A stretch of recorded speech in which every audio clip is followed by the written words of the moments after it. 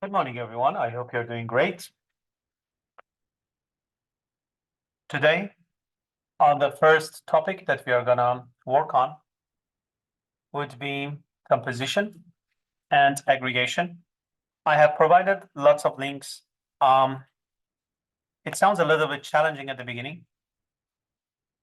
If you look at this explanation, almost here, it shows that association is the kind of widest area of relating two different entities together.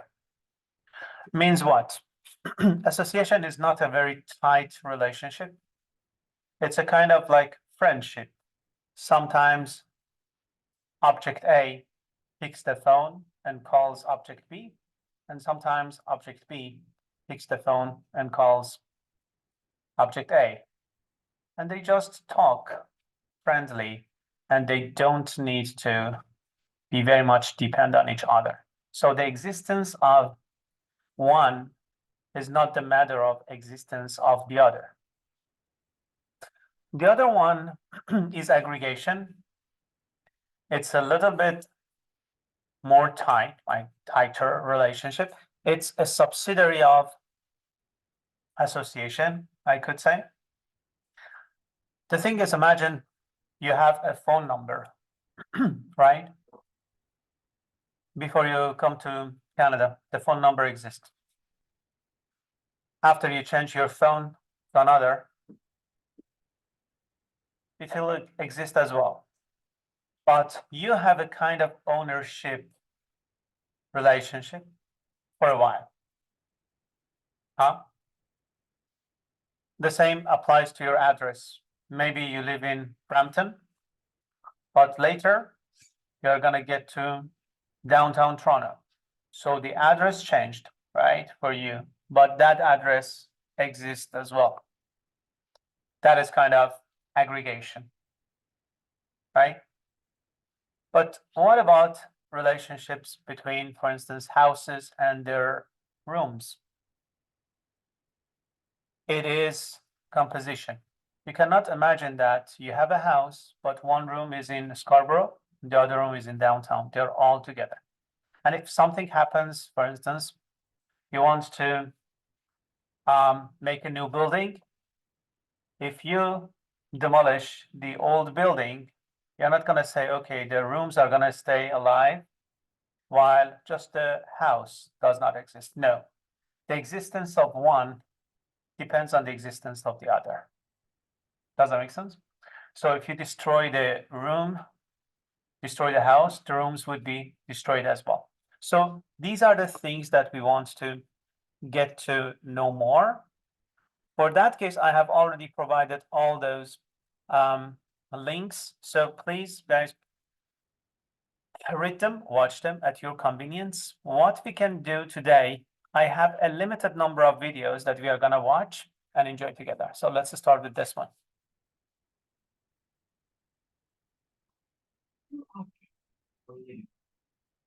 They're related by either association, composition, or aggregation. Let's take a closer look. Let's start with association. An association between two or more objects basically means that they're interconnected in some way. This UML diagram of two objects that are associated with each other is just a simple line connecting the two objects. Association can be done either by composition, where one object is composed of another, or association can be done by aggregation, where an object contains another object. Let's go through both in detail. First, talk about composition. Composition means that two objects are related to each other, but one of the objects is like a container to the other object. An example is, if you have a house object, then that would be composed of the bedroom object and the kitchen object. Objects in a composition means that if the house object is deleted, then the bedroom and the kitchen objects are deleted with it. This is the UML diagram for a composition. We have a house object associated with a bedroom kitchen object. The association starts with lines. Notice that the diamond has are next to the container object, and the other end of the line doesn't have any indicator. I have an example here of a house class that contains a kitchen and bedroom member classes. As you can see, the house object manages the life cycle of the bedroom and kitchen objects. So if the house object is deleted, the bedroom and kitchen objects are also deleted. Next, we have aggregation. Aggregation means an object is composed of multiple sub-objects. But if that object goes away, the sub-objects remain.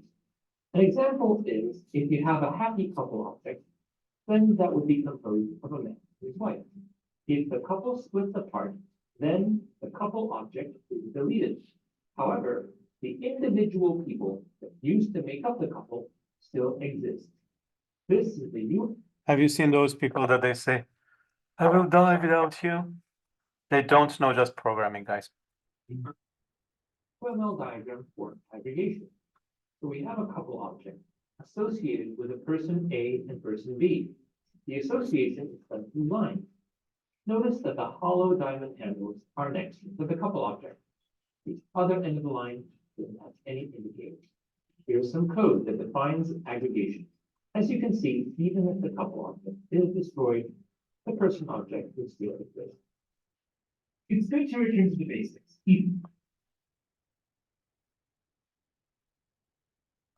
Okay, this one takes just 18 minutes. We don't have time, but please watch that. The gentleman explains 6 interview questions that you normally receive when they ask you about aggregation, composition, and association in general. But and also the slides, I want you to just read them at your convenience. Use them after you review the text file, just as a quick short review. Everybody, you already have the files inside the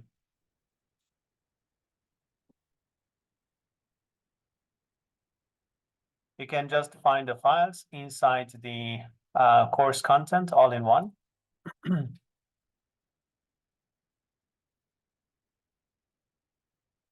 Can you please just yeah, please find the files. Also, you can find them inside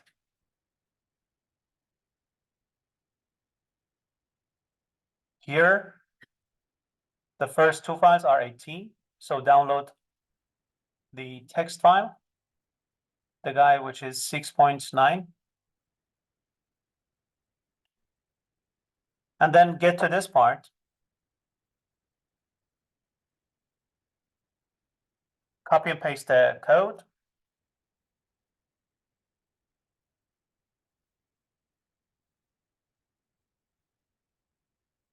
Jane, Arjun, thank you.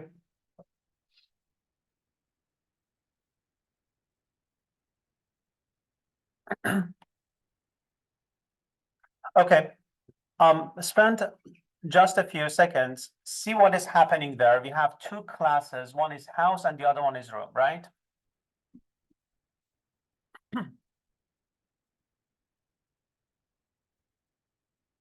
So just go deep inside and see what is the relationship between these guys. Please run it. It should give you 200. First, make sure that you get the result the way that I get. And then spend 2 minutes with your team members after reading. Try to explain. Don't worry, I'm going to explain at the end.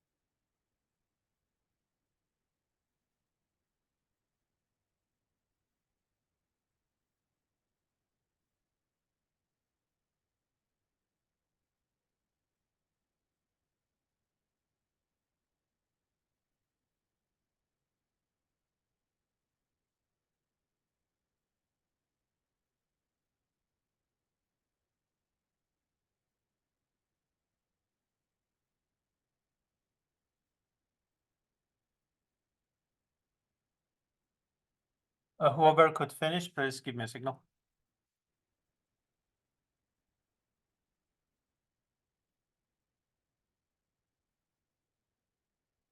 Then please explain in a group together.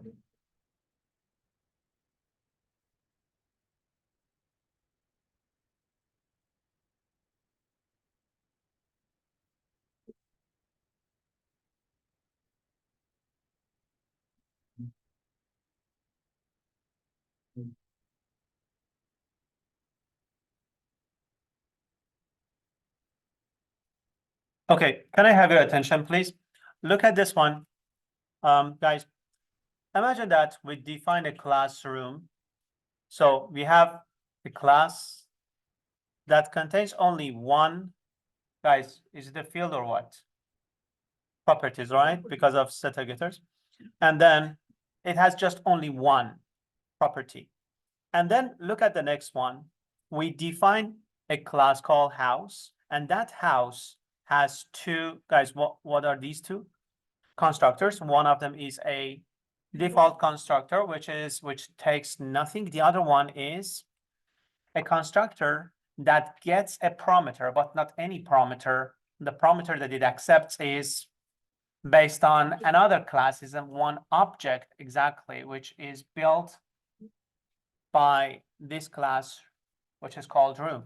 Is it possible that I create an object without a name? We know we can, right? It is possible.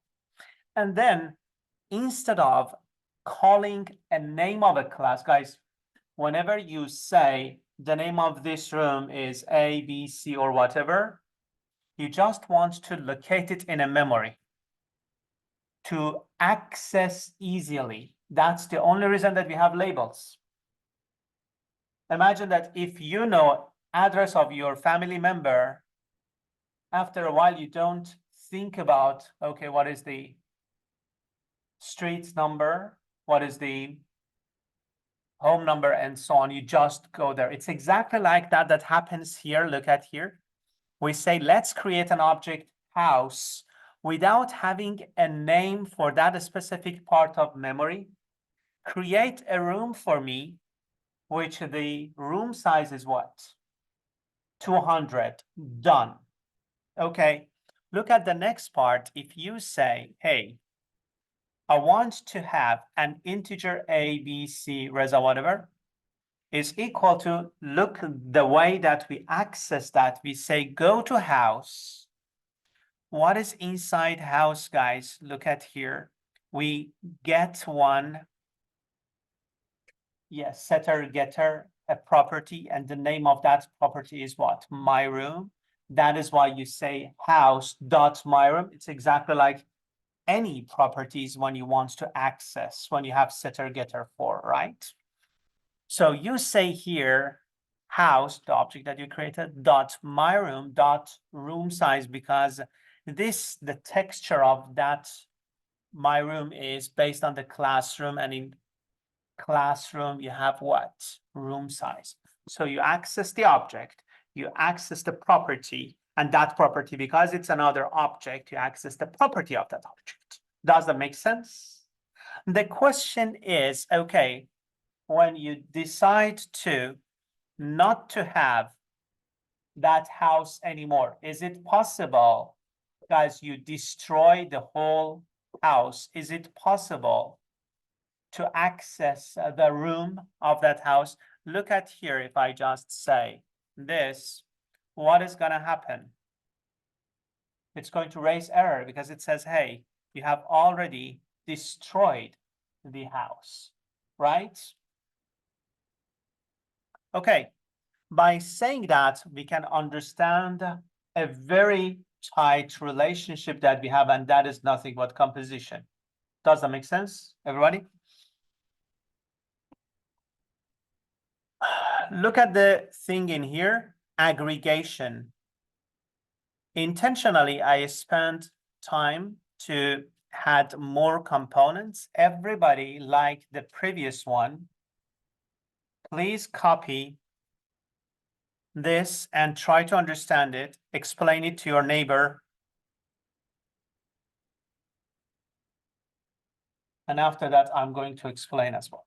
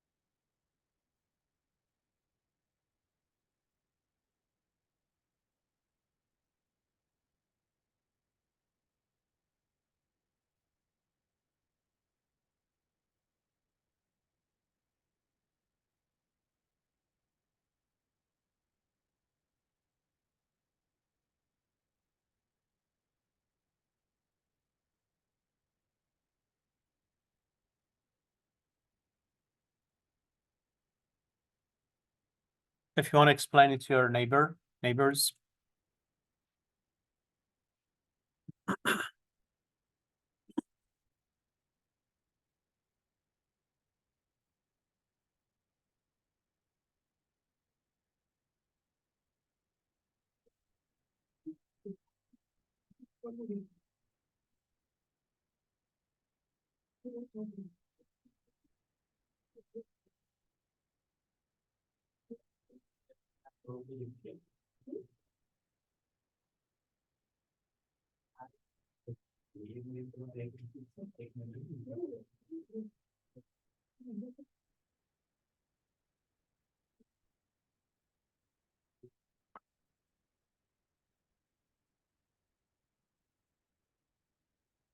Okay. So how about this? Can I have your attention, everybody?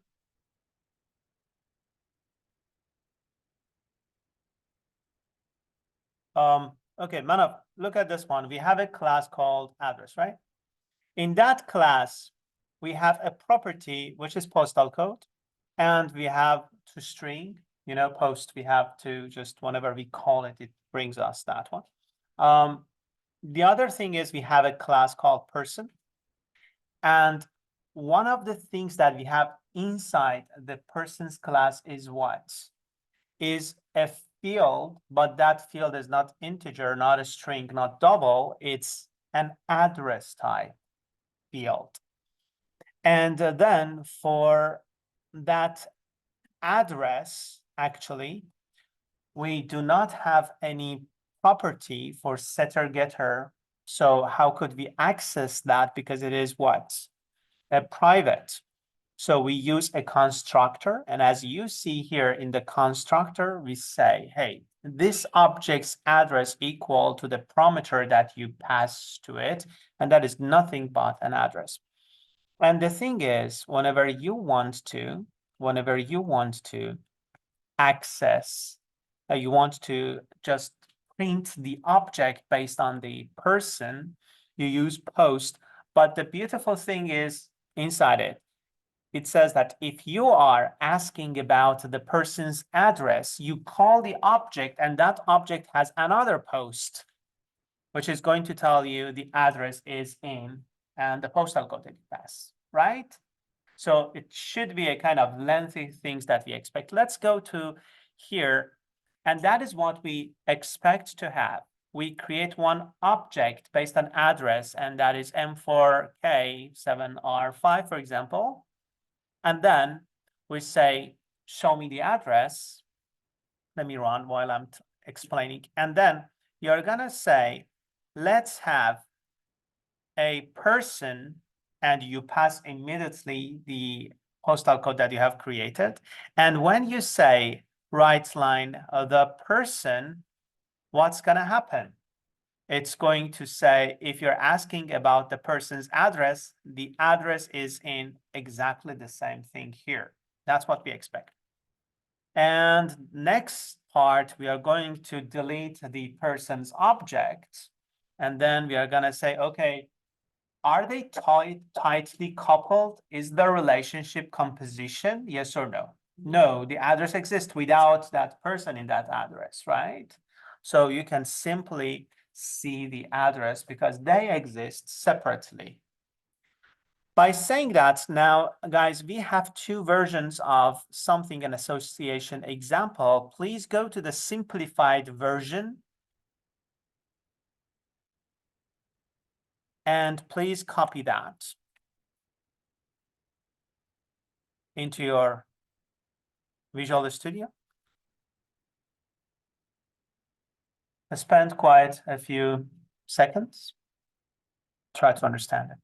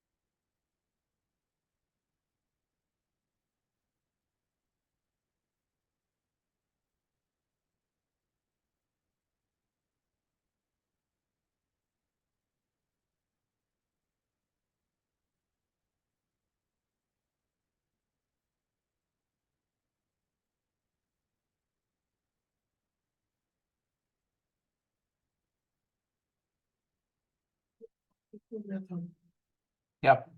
Okay, we're done. Look at this one, guys. We have two classes. We have two classes. One is manager. How many constructor you see for a manager, guys? There's just one. And in that manager constructor, we get a parameter name and pass it to, guys, what is this one? Is it a field or property? It's a property and not very nicely arranged, right? So we pass that to the name property. And then we have post. I don't take it on for that. The other thing that we see here is what? Is one method, and that's a public method actually. And a parameter that you need to pass to this method is an object based on swipe card class.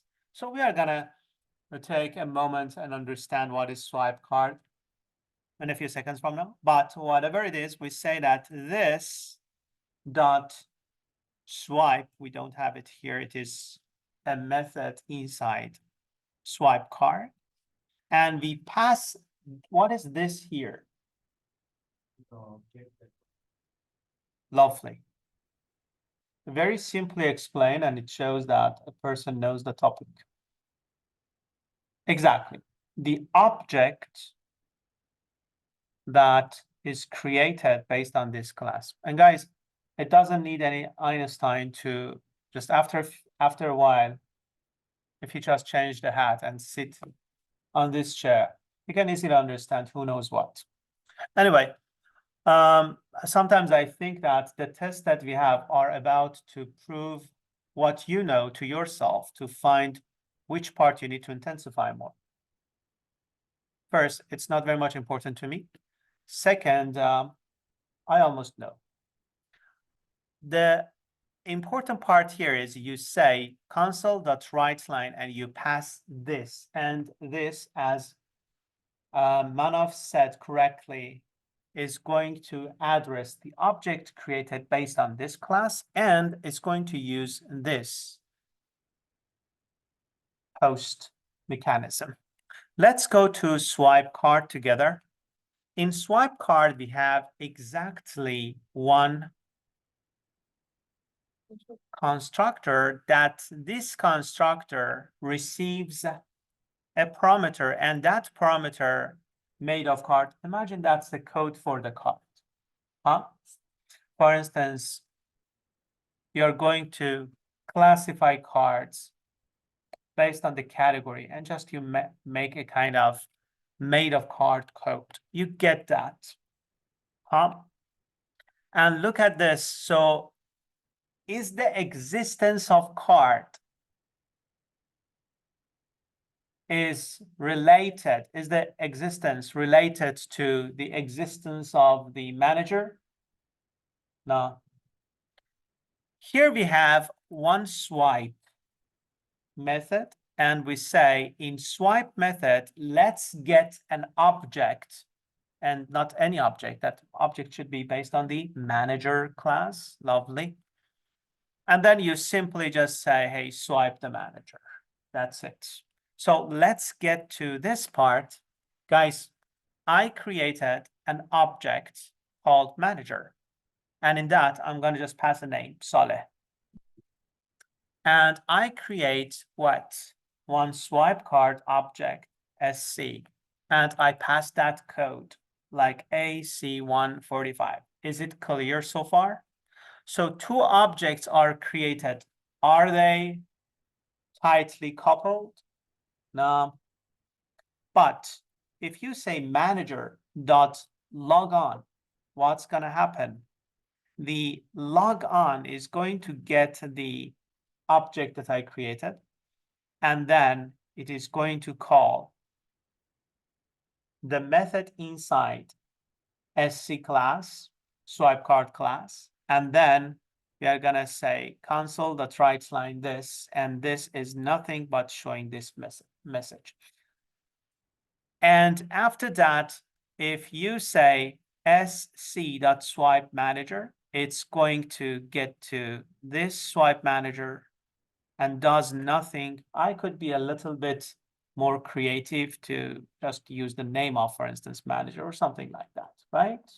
Anyway, I was lazy. So if we run the code as we expected, the first thing that we are going to see, manager.logon sc, guys, this one is going to trigger this line, but this one is going to trigger this one. So swipe the manager should be the first thing. And after that, getting back to here, it's going to say console.writeLine this. And what is this? It's going to say the manager is Saleh. Does that make sense? And the next part is in the main, we say sc.swipe manager. Again, we are going to have that line. And then if I say manager.name, it's going to show. And if I say sc.made of card, it's going to show you that. My question for you, if I destroy the card now, are we going to shoot the manager as well?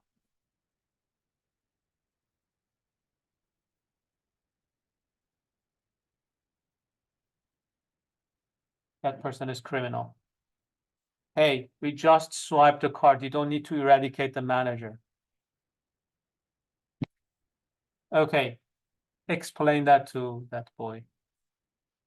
Okay, guys, spend 2 minutes. Whatever you learned, share with your friends. And this is aggregation. Sorry, this is, guys, association relationship. So please spend 2 minutes.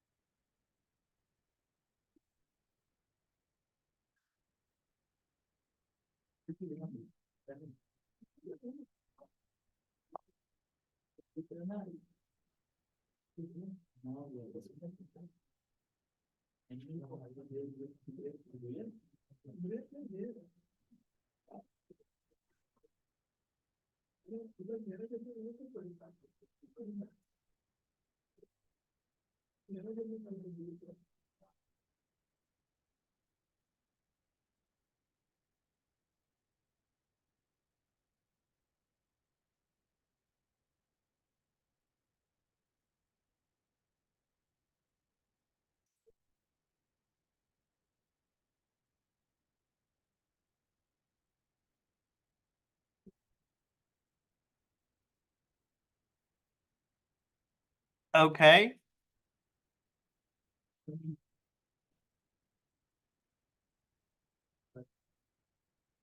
Okay, if you're done with that, the last code is this one. Please, the last code, copy and paste it and run it on your computer and see how it works.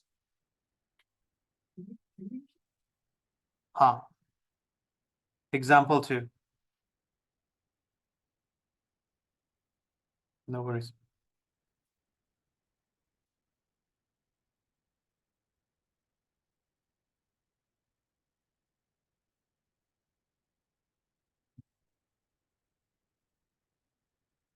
Done? Okay, just read the code.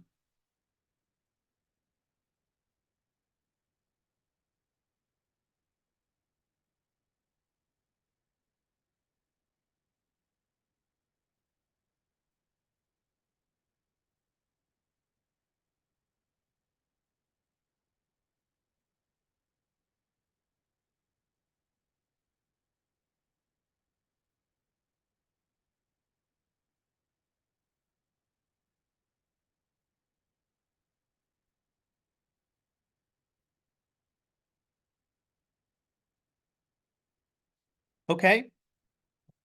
Can I have your attention, everybody?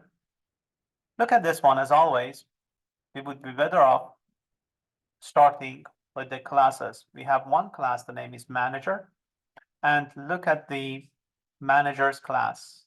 In there, we define a list of workers.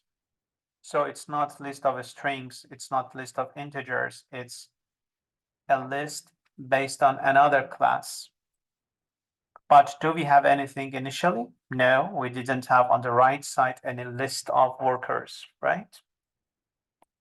Santiago, what we do here, we have one name, which is a property, right? Awesome. And what do we have here? It's a constructor that we pass a parameter. And Arafat, what is inside that thingy? Whatever we get as the parameter name, we are going to pass it to property name. And we have post. I'm not going to bother you with explaining that. But look at the worker part. In the worker part, we have a property name. We have a constructor. We pass the same thing, name into it, and we have post. But the game starts here. Let's define a manager, and that manager is Arafat. Okay. So imagine that we say, okay, console.writeLine, the manager is manager's name. And then Reza and Man are workers. So WK1 and WK2. And the thing is, now here, if we say manager.workers, guys, this guy is going to get to what? To the lovely, to the list that we have there. And we are going to add those two workers into the list. And guys, after that, we can simply go around, say, go to the managers.workers. For any worker inside that, just show the name of the worker.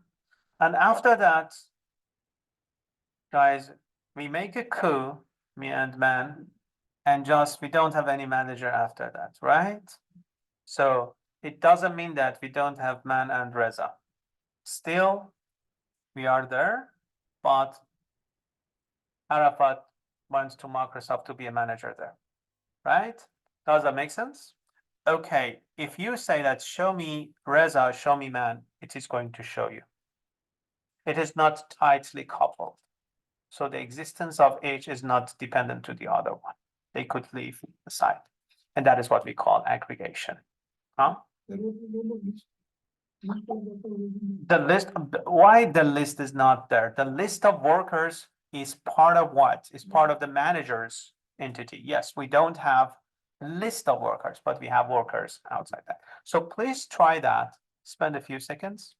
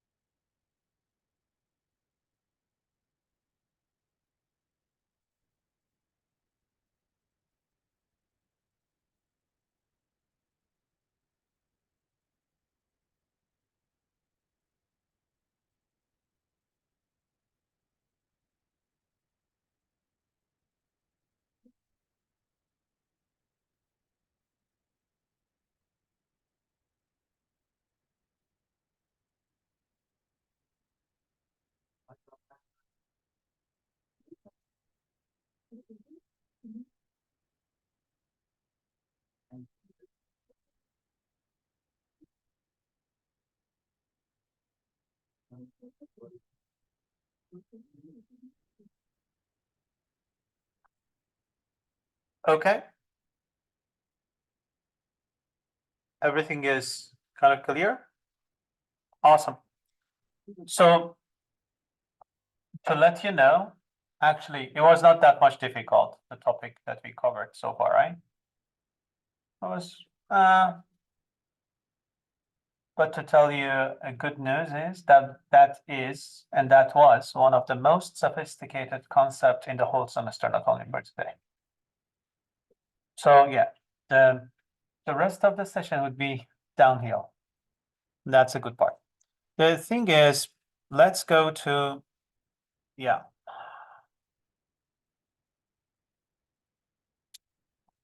To the next part, and before I go to the seal, I want to tell you a few things. So everybody, please pay very much attention. Today we are going to have quiz 5 and 6, double quiz kind of thing.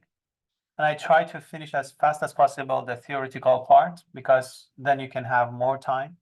Let me tell you, I don't expect that everybody get the best. And that is why, to lower down the stress, I want to tell everybody this. This week, all the groups that they have video recording, you have a good topic to cover. And it's going to be 2 out of 6 quizzes that we have, whatever you choose. Quiz number 1, quiz number 6. Work on 2 of them, right? Work on 2 of them, and I'm on sale. So those who cannot get a good mark in today, they're going to have 1% if they bring the answer next week. And I'm going to ask tough questions. So you need to know it's like the back of your hand, right? You need to know the concept inside out. And you already have worked on it.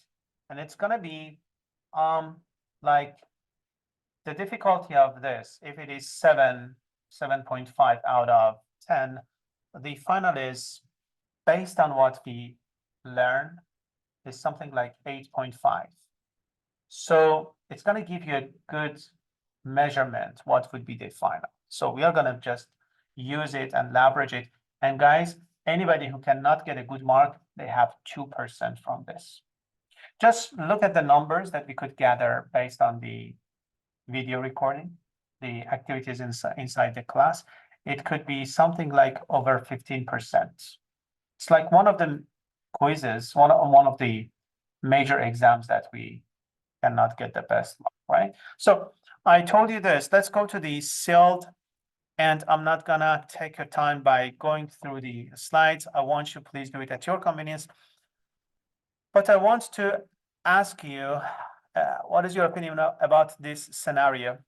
Imagine that we define a concept of taxes, while imagine that we define a concept of tax for the whole Canada. Okay, do we have the same tax rate for every province? So every provinces, they have their own tax. Yeah. She told me, guys, she said, don't worry. So that is why the best could be defining a general tax, which not necessarily be implemented in the abstract class, in the super class. You're following?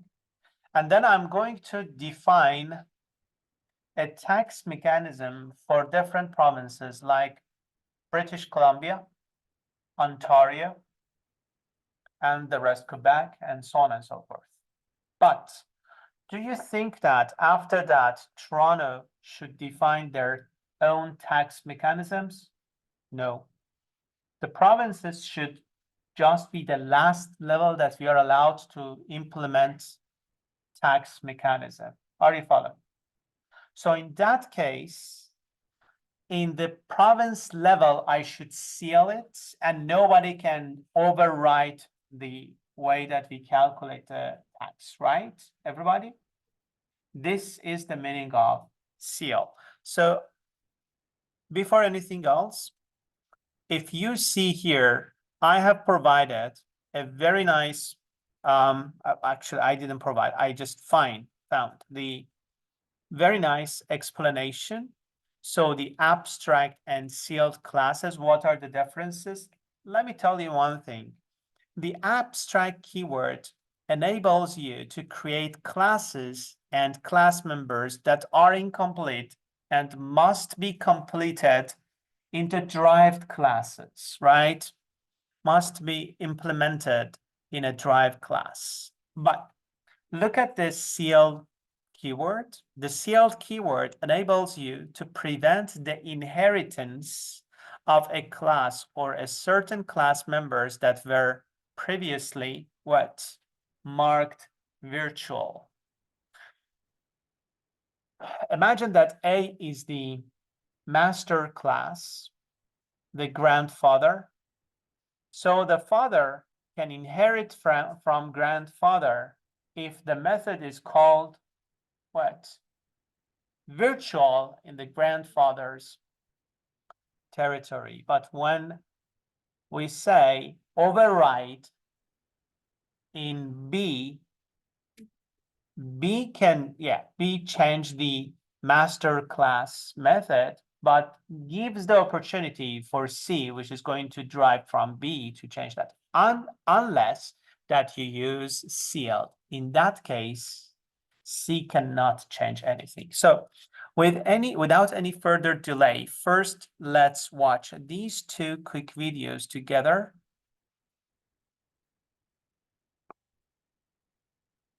Be inherited by another class. You can restrict your class from being extended by using a sealed keyword. No class can be derived from a sealed class. Other functionalities of a sealed class is similar to any class. It can contain variables, events, properties, and methods. With that said, it must be noted that a sealed class cannot contain sealed members. Here is an example of a sealed class. The sealed class has the same functionality as that of any other class, except that it cannot be inherited by any other class. So let's try inheriting the sealed class final into the class program. Notice that when we compile the code, the build fails and it shows an error that the class cannot be derived. The usage of a sealed method in C# is similar to any method. Let's have a look at another example. Note that a sealed method must be only used to override a method in the base class, while the sealed method cannot be overridden by methods of another class. When a sealed class is overridden by the inherited class, it results in an error. The class named third inherits from the second class named second, and the method is successfully overridden and sealed. When this Guys, can you see that? Here we have a final, let's just say first. And then the second is derived from final. And then we have the methods virtual has nothing inside it, but we said that override here. And it is possible that the third class, because of having override, has their own definition of that method. Does that make sense? But because we said sealed here, then we close the door to implement anything in the fourth one. That is why if you run this code, it's going to give you error. In the derived class named fourth, the compiler forces an error. Thus, the main advantage of using the sealed classes and sealed methods in C# is to take away the inheritance and define the boundary for the usage.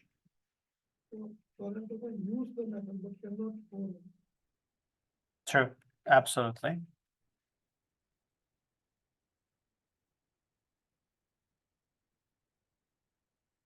Video of C#.NET, we are going to discuss about the sealed classes.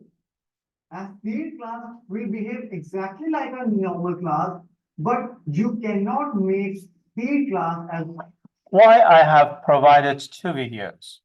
One, the first one talked about sealed methods, but this one talks about sealed classes. that means this sealed class cannot be inherited. So let's quickly see how we can implement a sealed class.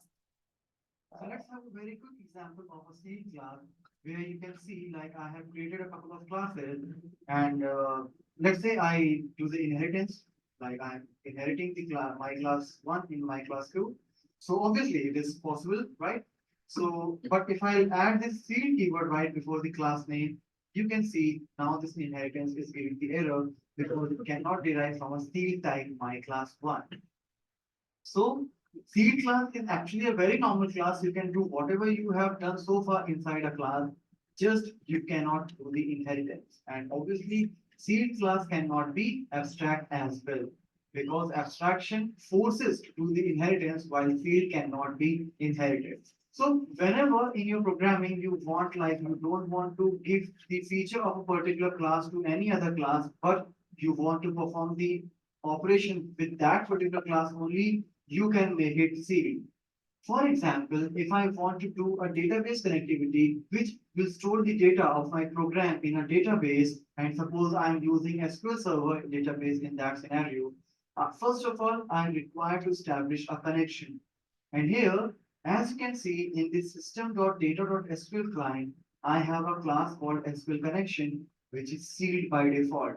So actually, it will not give its feature to any other class, but whenever you want to do this operation, you will have to go for this particular class only. Sealed class cannot behave as a parent class, but of course it can behave as a child or derived class. As you can see, it is getting derived from DT connection class, which is a base class of SQL connection. Okay, by saying that, we get to this nice example that I have already provided for you, the code.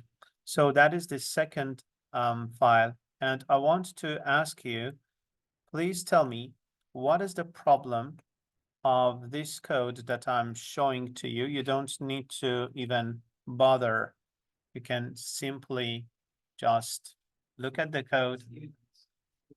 Okay, so one of the things that we have here, because we said the animal class is, yes, sealed, that is one of the problem, right? Well, that is one thing. What else I could do?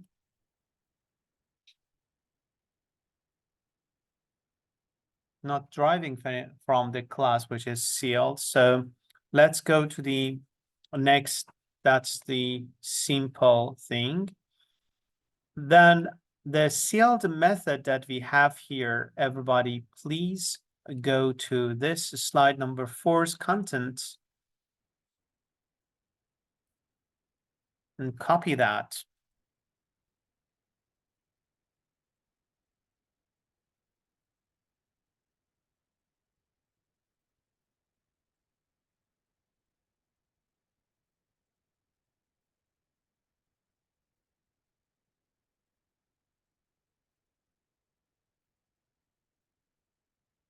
Spend a few seconds, and after that, start explaining to your team members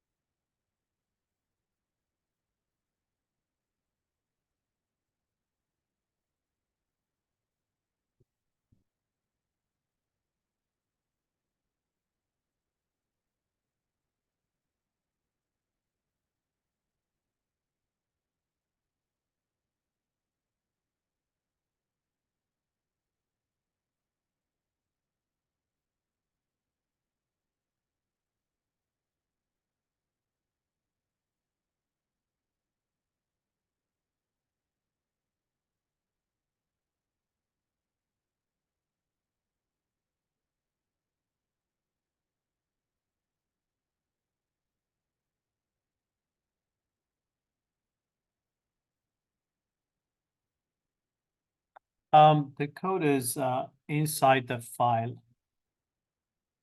You can see the files in Telegram, and they are inside the. No worries.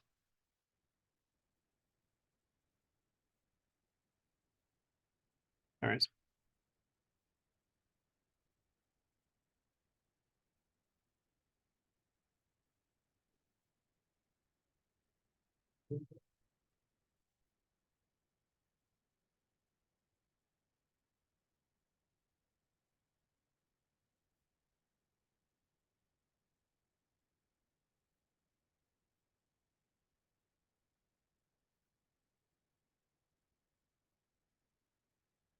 Okay.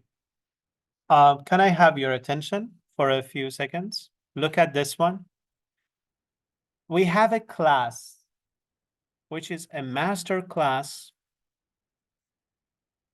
We call it class X, and we have two virtual methods in there. Virtual method A and virtual method B. And you see the only thing we say method A in class X and method B in class X. We derive a class from the master class, and that is Y, right? And look at this one, we override A and we seal it at the same time, means that we are not allowed to change it in any derived class that comes from class Y. But we do not seal method B there. Does that make sense for everybody?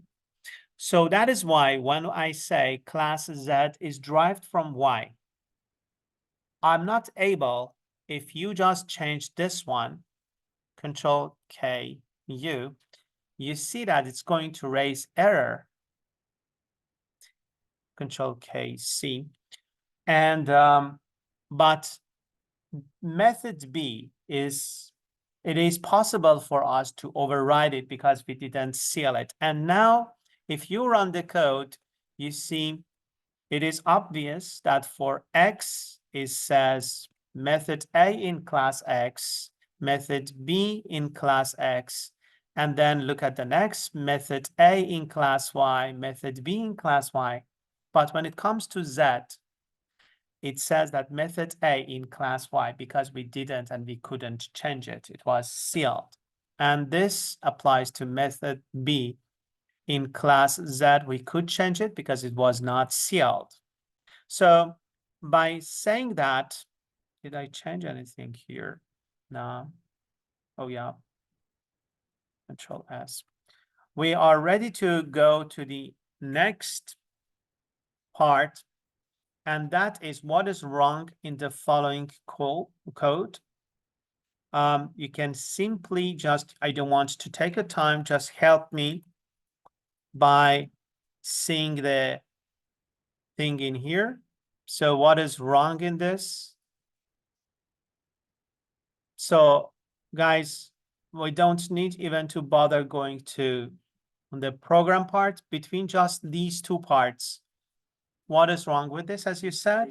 Yes, it is. It's because it is sealed, you cannot drive that. It's about the class level, the second video that we watched. This is one of the ways that we could solve the issue, right? And that's the best. But what do you get from this one? Means if you have any class like Z, which is derived from Y, it is not possible for you to change this method in them. Does that make sense? Awesome. So let's go, and that is one solution, which one solution is just saying not derived from that. Look at the, where is it? What I did was saying, okay, this is not derived, and if I say not override, for example, and not sealed, there are gonna be two separate classes. We have just two methods. Accidentally, the name of those methods are the same. And the other thing is, a better solution is just getting rid of that sealed part. Okay, by saying that, now let's watch this quick video together.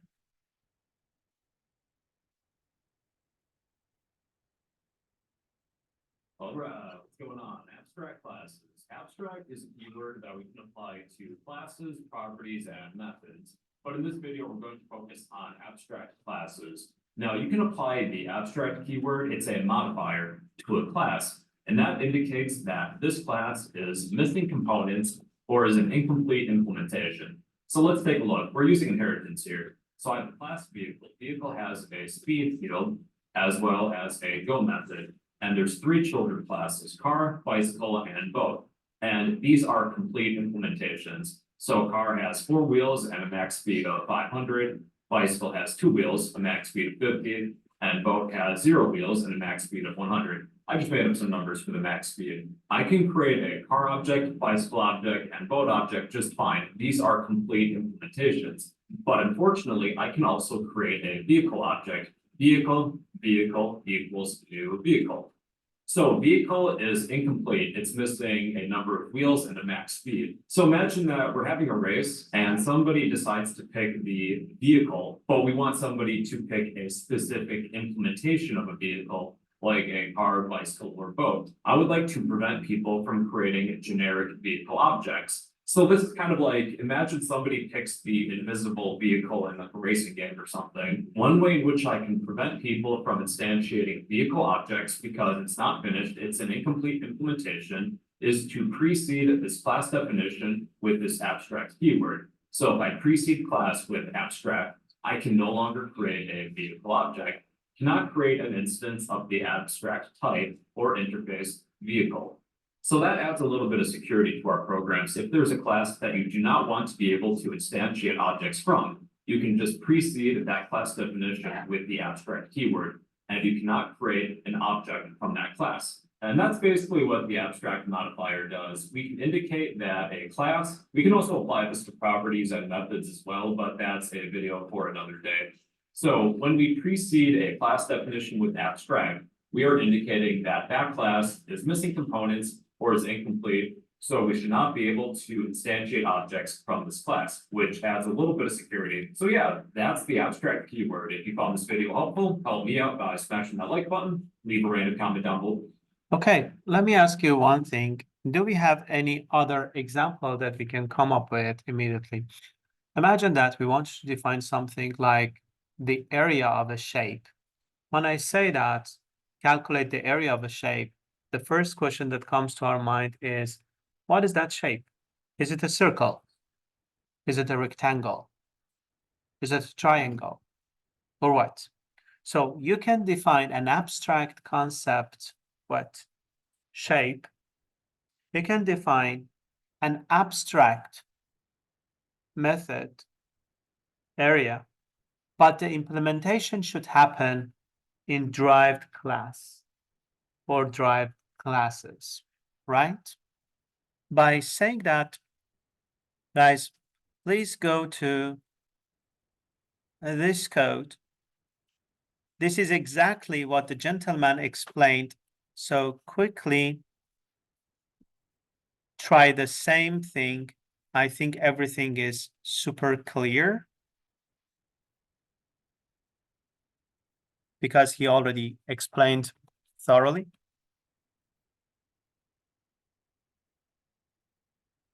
So quickly explain it to your neighbor or neighbors and try to review it if you don't prefer to talk to anyone.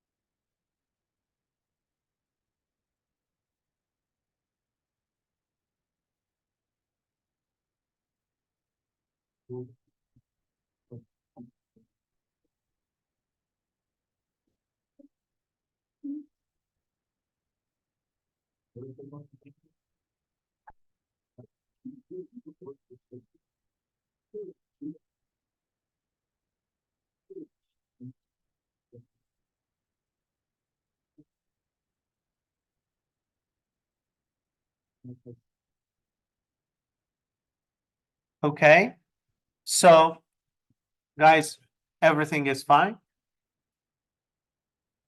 Yep, awesome. Before we get to the next video, which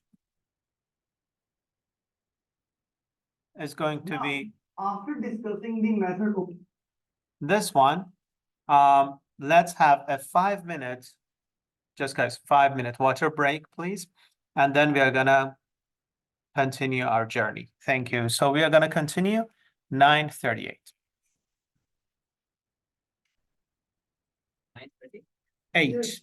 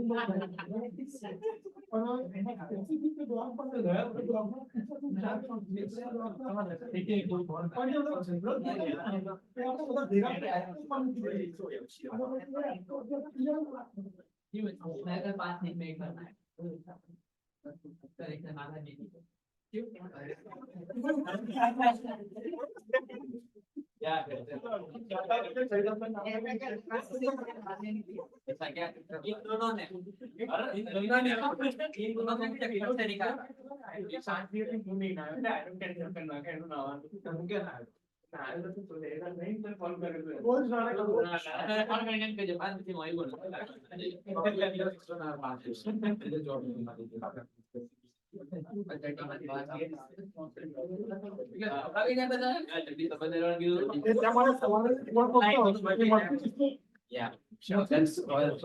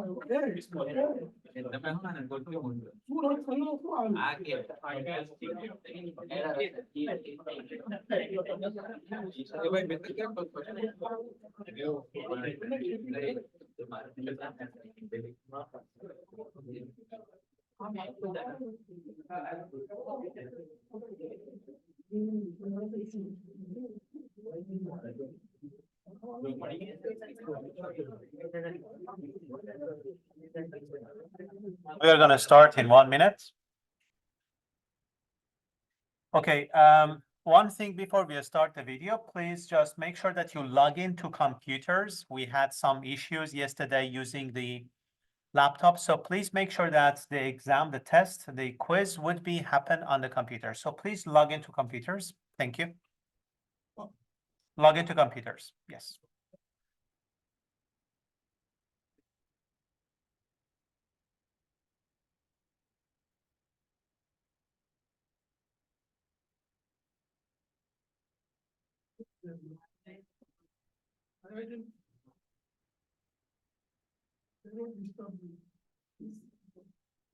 Okay, so let's just This video will start with the abstraction by using the abstract class.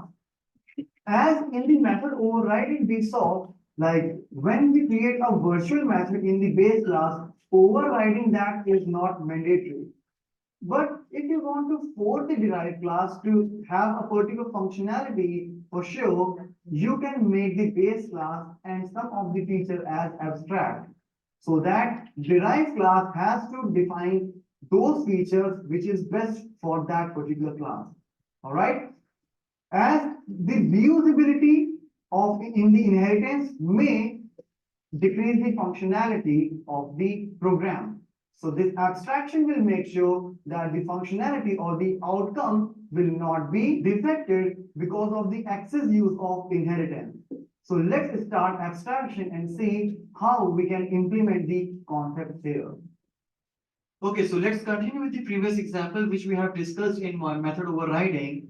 So here, as we have discussed about abstract method or abstract class, like in every abstract class, there should be something abstract, at least one abstract property or method.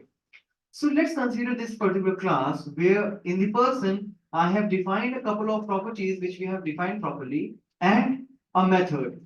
But nowhere around this program, I am calling this particular method. Why? Because person is a base class, and generally whenever you will observe a base class, it is quite generalized and you cannot specify any specific operation out there, like here also.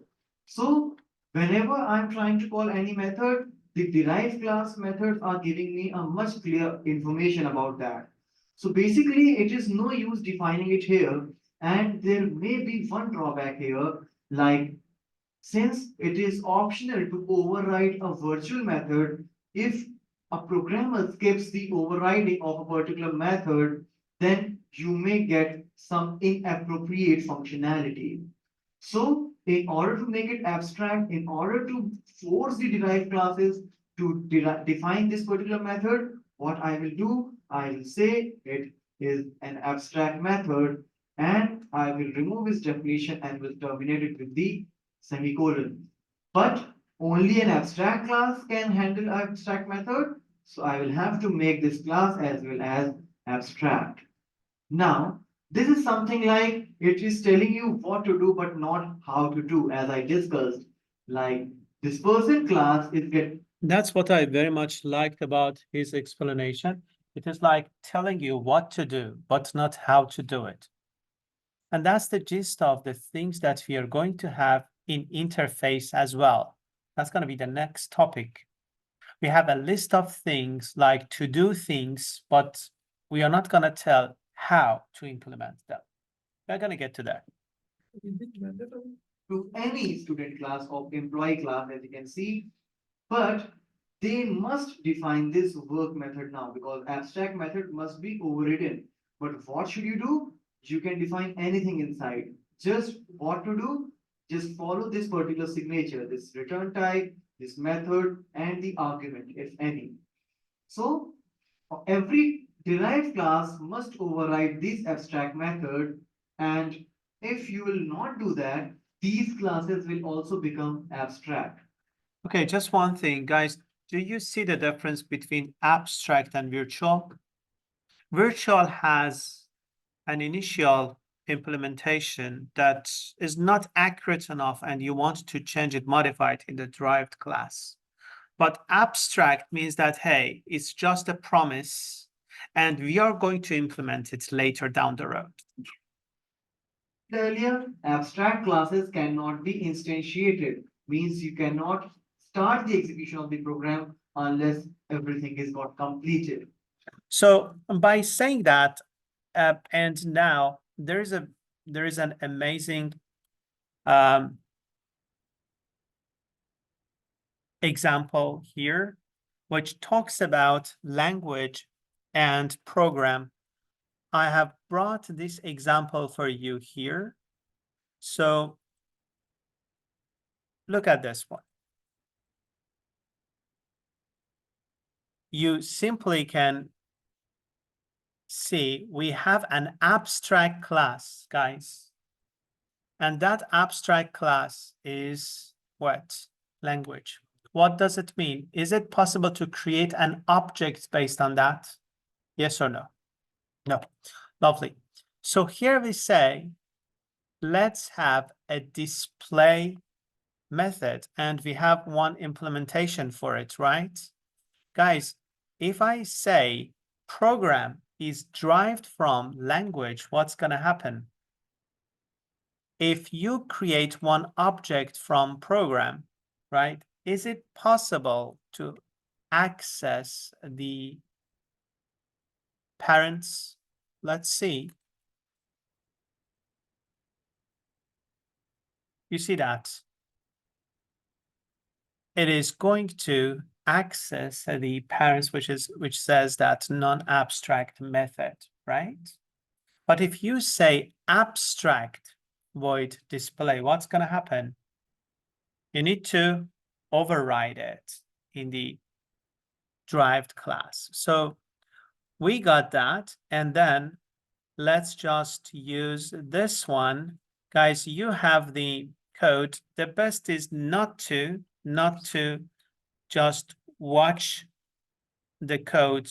Quickly just change this one by saying public abstract void display. And in here, copy and paste the method again inside program. Change it to override.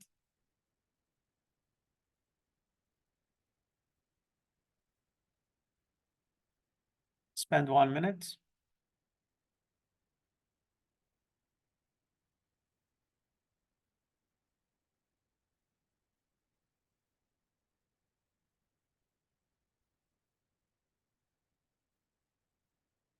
Sorry. Yes.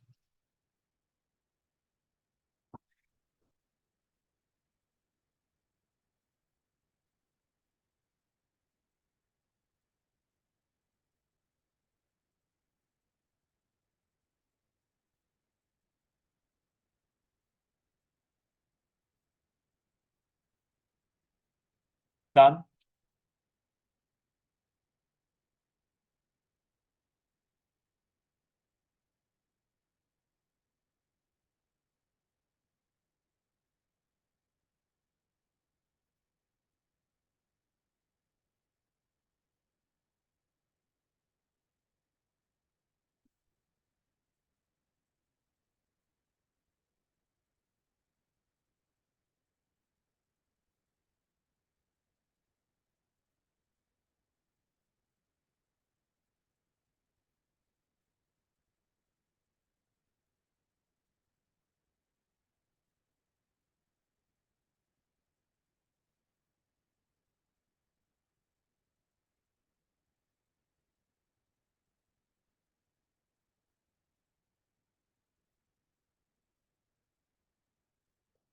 Okay, look at this one.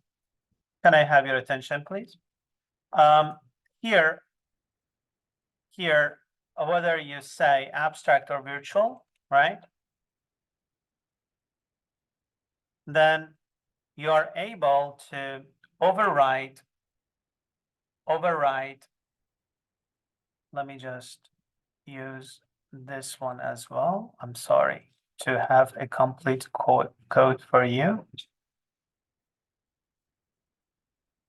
Yeah, the place that I said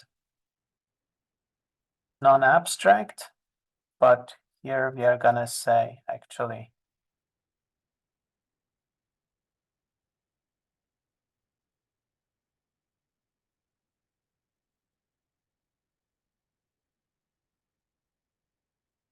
abstract or virtual methods. So one of these two guys, then simply you can override it in the derived class. And if you run this time, I'm sorry, just use virtual.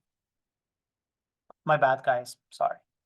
Use the virtual and you see that the override class is going to get implemented. The reason that this doesn't work here, because if I say that abstract, I needed to do one change as well, and that is saying abstract. So I just promise that, but I don't implement anything, and then it works like that. So either of these two, let me just have a separate, it deserves to have a totally separate part. So I'm gonna have these two solutions, and that is why, guys, always please check the latest version that I provide for you. So try both of them, and we are gonna get to the last example. Try both.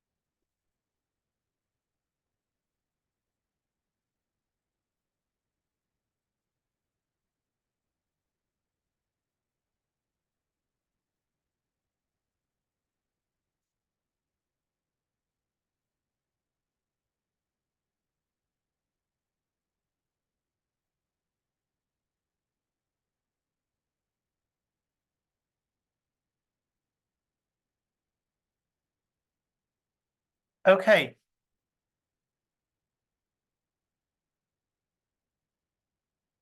The last example that we have in the list is abstract class and abstract method. So would you please, everybody, copy and paste the last example, and then simply see we have a class which is animal, and we have a dog class which is derived from animal. And look at the abstract method that we have here, which is make sound. And we have no implementation because we can't have a general sound for all animals. And then we override that abstract, which was a kind of only promise. And then we implemented that. Please, everybody.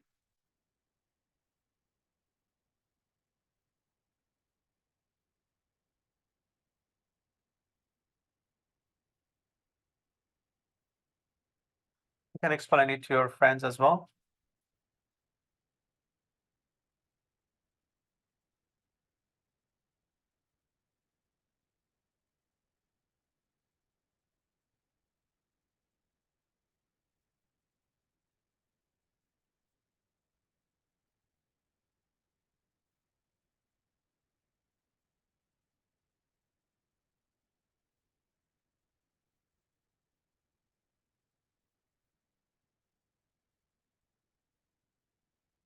Okay.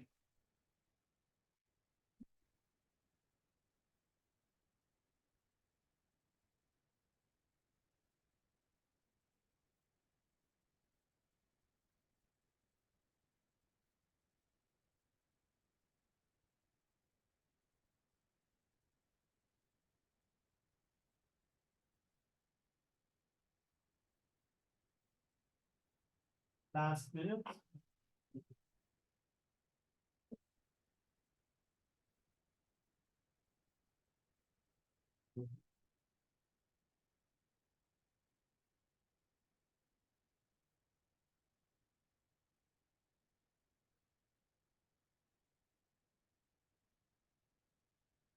Okay, guys, I think that we had spent good amount of time to explain together this one, but the last topic that we are gonna go to the part of the topic is the interface.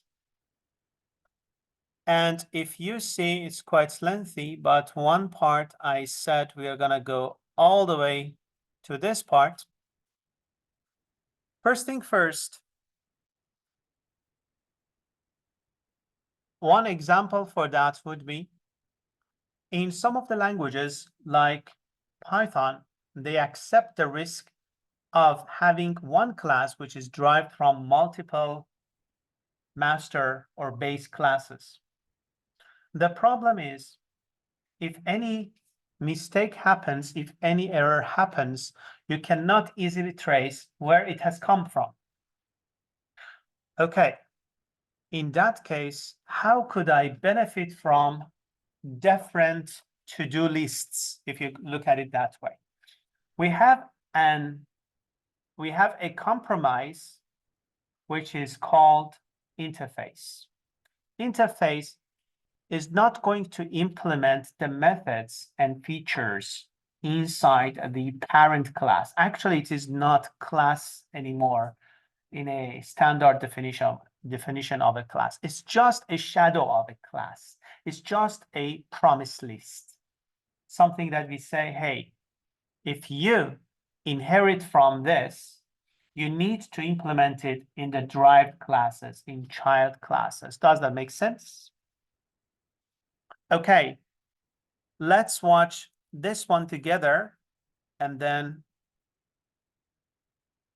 we are going to add more into it.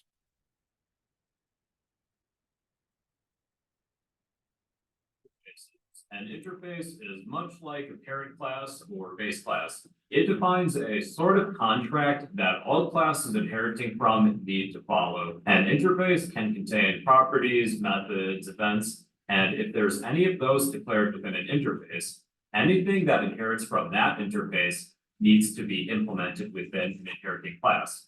An interface declares what a class should have, and the class that it inherits from defines how it should do it exactly. So here's an example. We'll create 3 classes, rabbit, hawk, and fish, and 2 interfaces, prey and predator.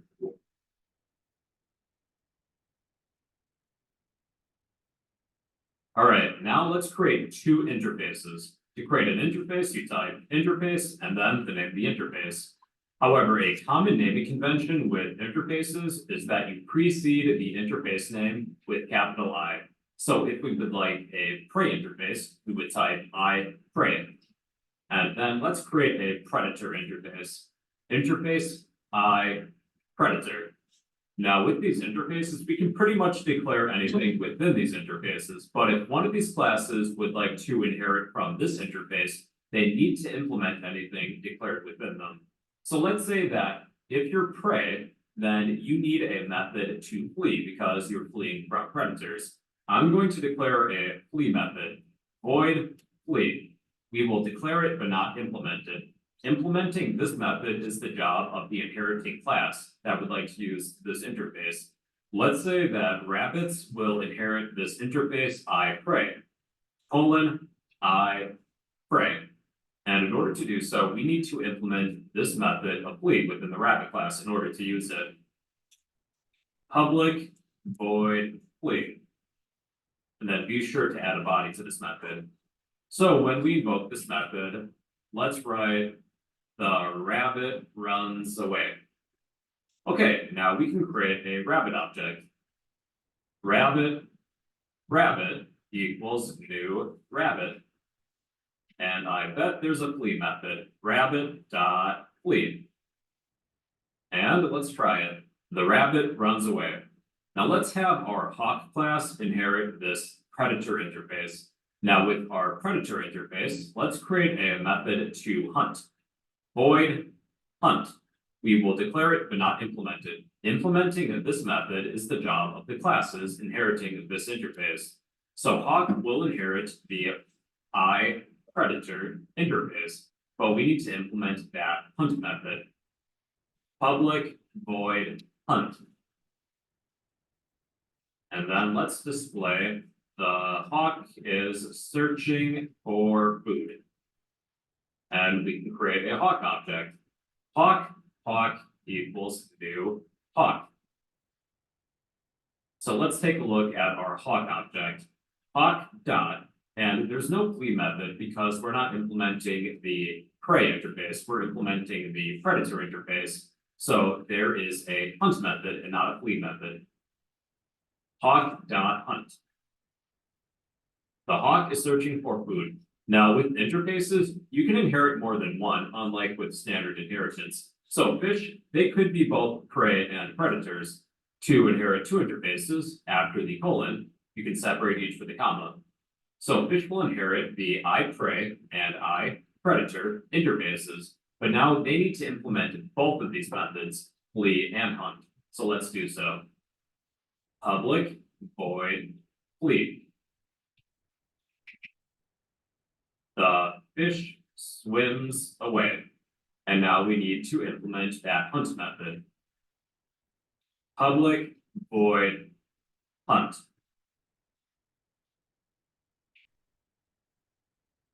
The fish is searching for smaller fish. All right, now let's create a fish object. Fish equals new fish. So fish have both a flee and a hunt method. Fish.flee, fish.hunt. The fish swims away. The fish is searching for smaller fish. So an interface defines a sort of contract that all classes inheriting from should follow. An interface declares what a class should have, and the inheriting class defines how it should do it. The benefits of using interfaces, for one, is that you can inherit multiple interfaces, unlike with standard inheritance. There's added security, and this gives us a plug-and-play style of coding because anything that has the same interface will definitely have the same implemented methods and properties. So you can swap these out for like a different creature if you would like. So yeah, those. Okay, so by saying that, now you see I have provided the program which has all of them. I didn't delete any. So please copy this and try to implement it. Spend a few seconds. If you need any explanation, talk to your neighbors.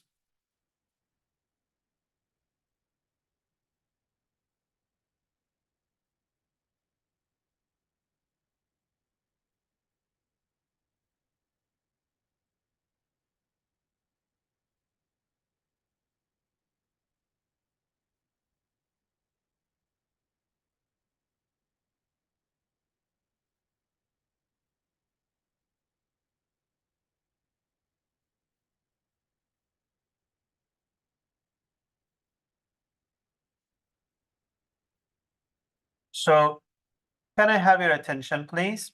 Everything is clear, right? In the code, I don't think that we have anything new. Please pay attention to this one. Here we define an interface for animals. We say I animal, and that's what you're going to see in the quiz. Guys, it's not a big deal at all. Whenever I say and there is something redundant, it's gonna save tons of your time, so let me tell you. That is not the best practice I should tell. I have your attention, right? That is not the best practice. If I say, for instance, pizza, I'm just saying pizza. We should have something like a bread or a dough for pizza, right? So it should be I dough. And in dough, you have, for instance, ingredients, weight, and something like you define properties. And then you drive pizza, right? That implements I dough, that's one part, I topping, for instance, and so on. Does that make sense? And you get different fields, you need to define them again. But if there is a property in, for instance, I cook, and that property is how to cook, right? You're going to implement it inside the pizza object, pizza class, which is derived from I cook. So you tell those things over there. If they are properties, you need to define them again. I'm saying that's not the best, but you need to do that for today just for practice. And if you define any method like cook in I cook, you have to implement it in the pizza class, which is derived from I. Look at this one. Here I say animal sound as one method in here. Is it clear for everybody? Lokan, is it clear? Okay. And here we say pig is derived from animal class, and now I am responsible to implement that. Before it was just a promise. Huh? Okay. And here I'm gonna say, let's define an object based on the pig class, and then say my pig dot animal sound, and it's gonna say wee, right? So that's one thing. The other thing is using this. Let me just show you. I'm sorry.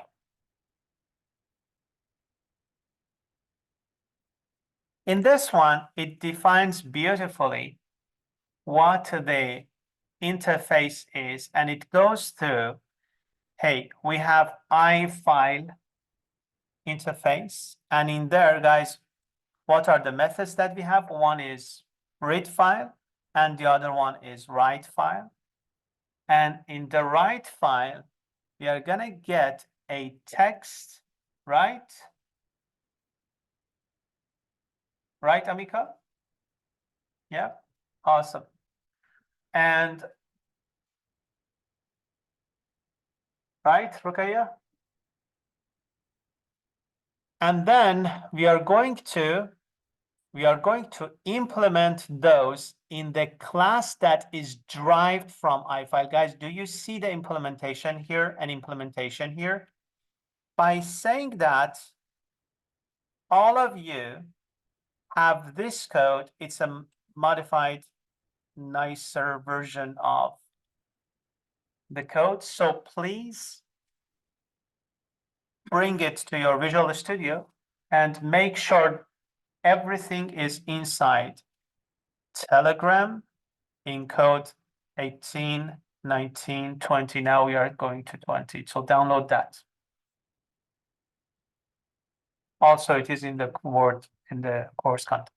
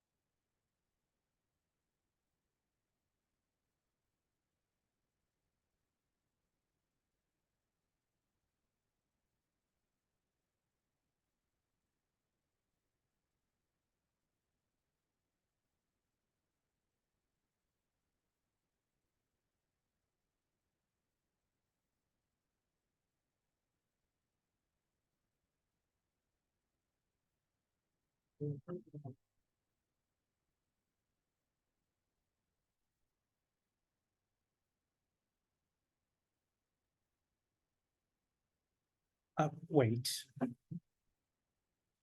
Yes. Is there any difference if I do a interface, if I write this case with public interface like, is it the same or not? Well, the thing is, the best is to use always clearly what you want to do, but because in here, even if it is private or public, we are living in the same namespace. It doesn't make any change here. You are in the same environment, but the best is to define actually what we want to use as the access modifier. Okay, good question. Can I have your attention, please, everybody? Look at this one. Here we have an interface called iFile. I told you we have two promises that we are going to implement these two methods, and we get to a class which is derived from that interface, and then we implement those two.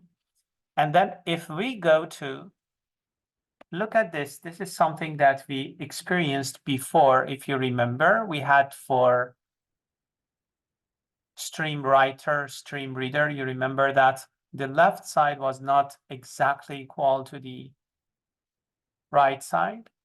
So here we see that we say, hey, let's define, that's the variable name, the object name.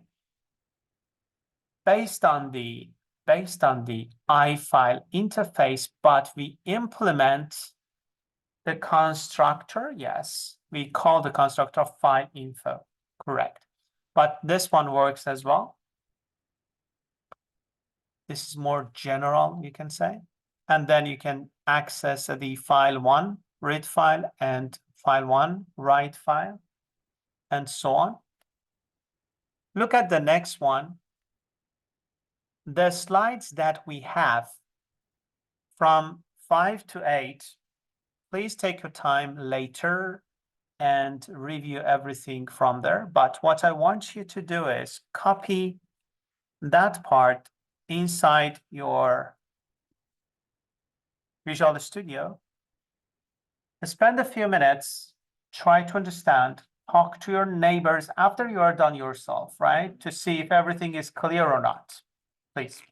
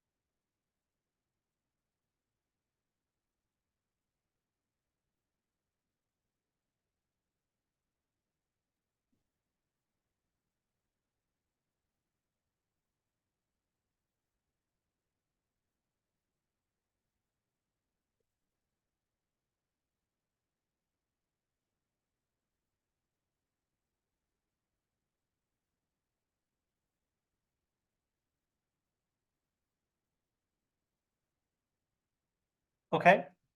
Can I have your attention, everybody? There's one thing before we proceed I want to share with you, and that is compared to the previous semester, I slowed down because, guys, for me, my teaching is not, I go to the class and I just say, check, check, check, finish the whole thing.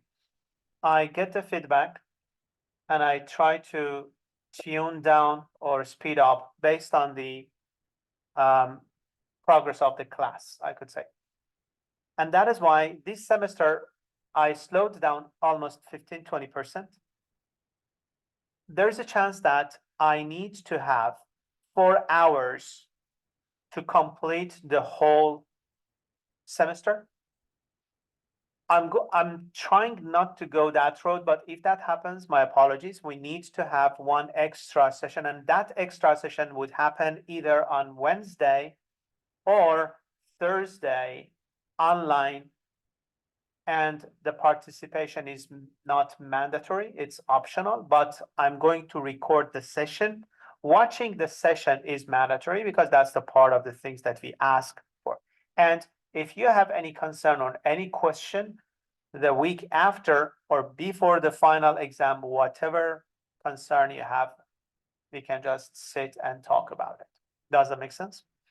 And if you just guys, when I'm saying that, that's funny. I never pay attention to these details, but it brought to my attention that one of the videos that we recorded 3 weeks ago received over 250 views. And guys, how many people do we have in the classes? And I never said that the topics like, I never say this is, I don't have it in the description that we talked about object-oriented, this part or that part. And if you compare, guys, next semester, you're gonna see how far you are from how in front of the other people you are, and you actually experience the things that people theoretically might hear. And that is why if we speed down sometimes and we want to have more time to practice, I'm very much confident about the team members that I have in the class. But guys, please take it as a kind of positive motives and just say to yourself that, yes, we are good, and that's not enough. So stay hungry to get more and to learn more. Let me just quickly explain this one to you. One of our friends said, okay, what is the point of having all these interfaces while you are not doing anything and you need to implement them later? If the question that I received is exactly that one, and if I understood it correctly, I'm going to explain that. Otherwise, please send me a follow-up question. Look, imagine that I define 3 almost classes, 3 interfaces. One of them is I-singable. And in that, you need to define a method called void sing. I-likable, and you just want to see if any food or fruit is likable for one type of animal. And I-movable is gonna tell if that specific animal flies or prowl or run or what. Look at this one. For frog, we defined only one thingy, I-singable. And that is going to be implemented saying that ribbit kind of thing, huh? And then for rabbit, it's going to be I-movable and it's gonna be hopping, right? The thing which was not very much clear for me, look at this one. Here, I emphasize, you're gonna see that in your quiz. Guys, here in the interface I-movable, I have what? String move get. But here, not only I have that, but I say, what are you gonna get?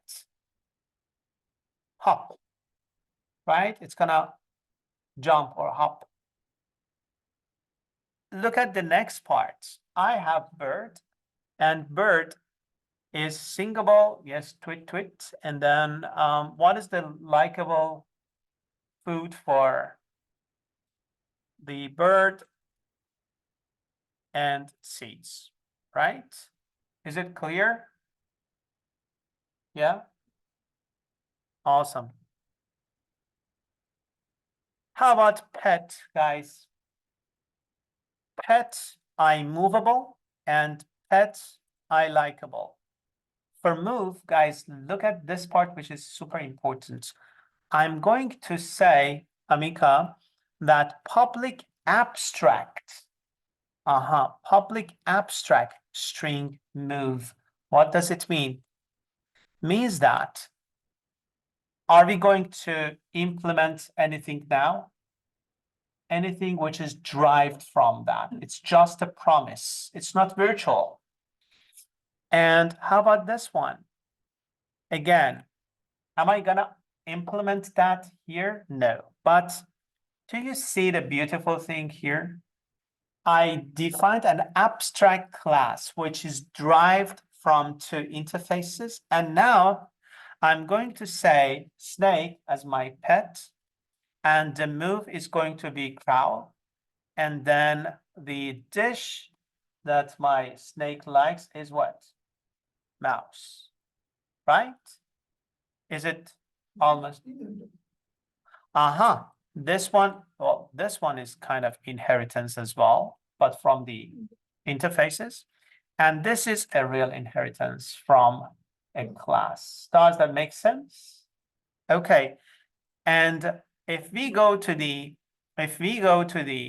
main one, now we can understand every single bit of this part when we make a frog and rabbit and the bird.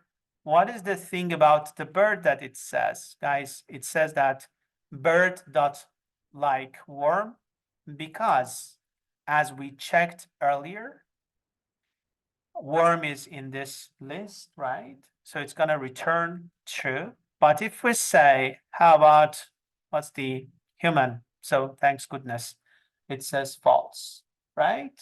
And the same applies to snake. If you say mouse as the food, and if you want to know what is the move kind of thing for a snake, does that make sense? So spend a few seconds with your friend, dive deeper into it, and we're gonna go to the next, please.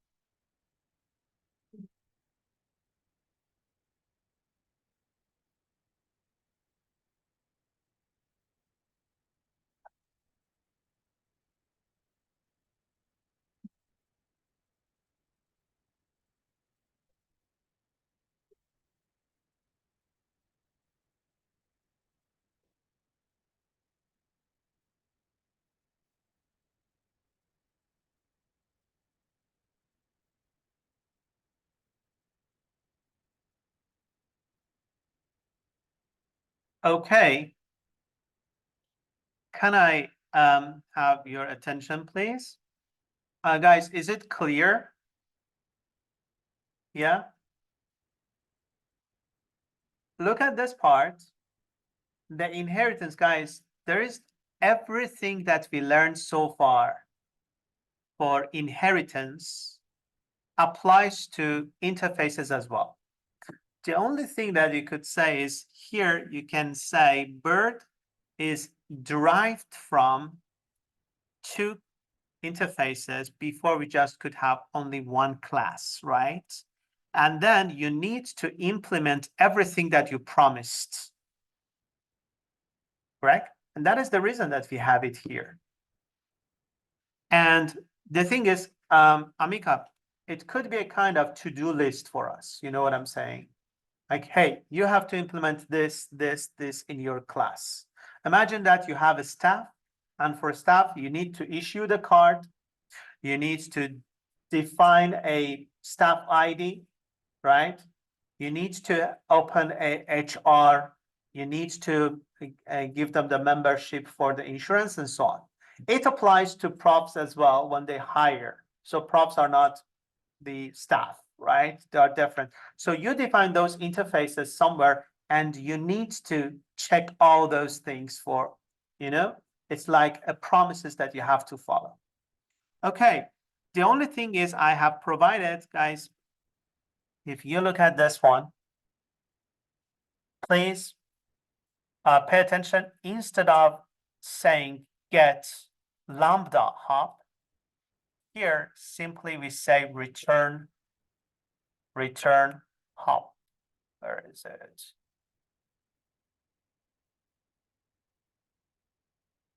So trust me, we say return, yes, get return hop. So for instance, here I said private string move hop, and then I said return move.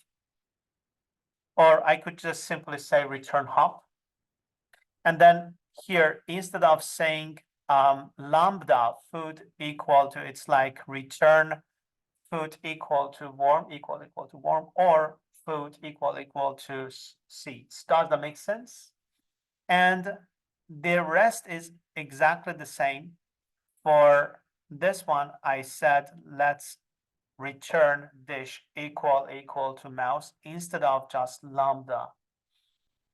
For old-fashioned programmers, not having lambda is easier to understand. So that is why for the rest of the codes, you see I have two versions.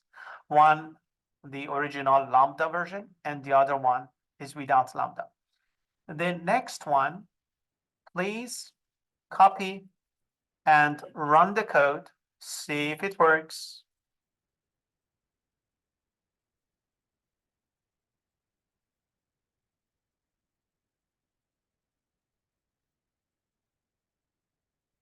Right?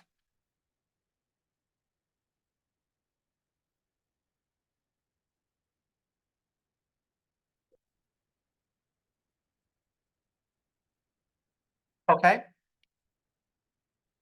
Look at this one. Here I have one I-bar interface.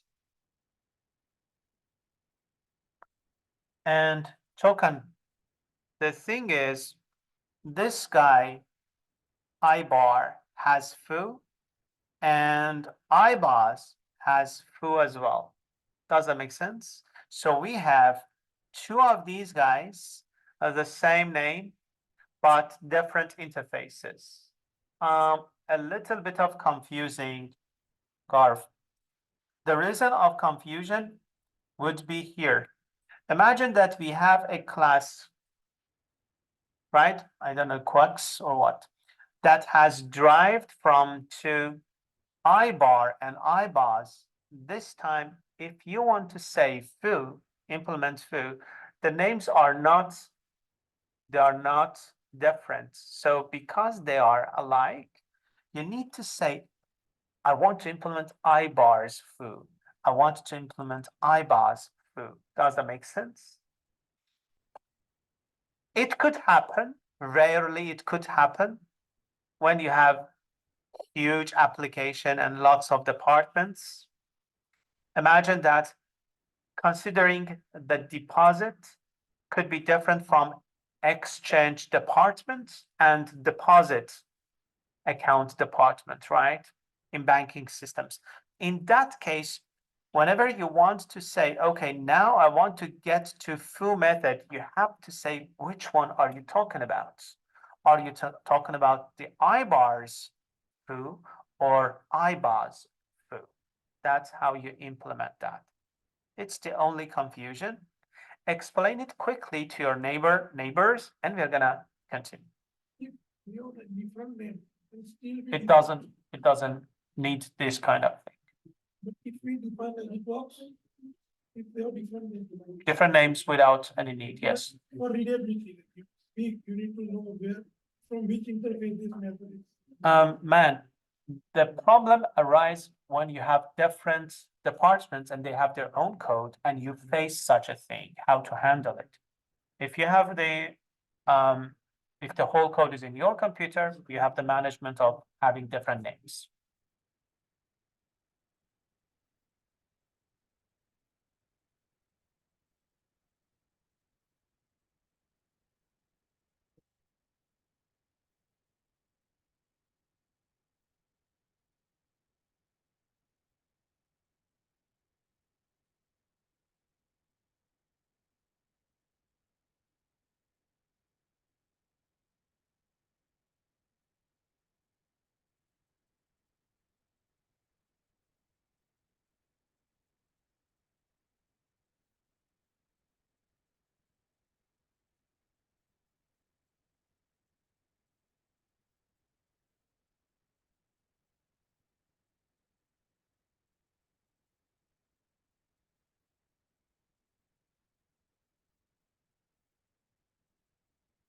Okay.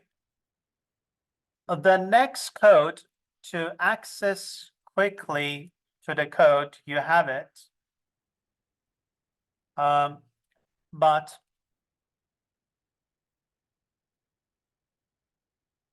let me just explain that to you quickly. Can I have your attention, please? Look at this one. Imagine that we have an interface and that interface is iDrivable. And in iDrivable, we have three different methods. One of them is change gear. The other one is slow down, and the other one is speed up. You receive I. Let's see what are we going to do when we want to implement that in a class which is derived from that interface. Look at this. Here we say we have speed and gear as public, not the best practice. We could just have private and then define setter getter properties for it. But whatever you get, for instance, change gear. Imagine that we are talking about bicycle. A bicycle with Shimano gears is going to have 21, right? Or even 27 different gears. So you're going to say whatever the gears that you are going to get, pass it to the change gear, right? And then it's going to make it, for instance, gear number 10. Look at this one. How about the speed?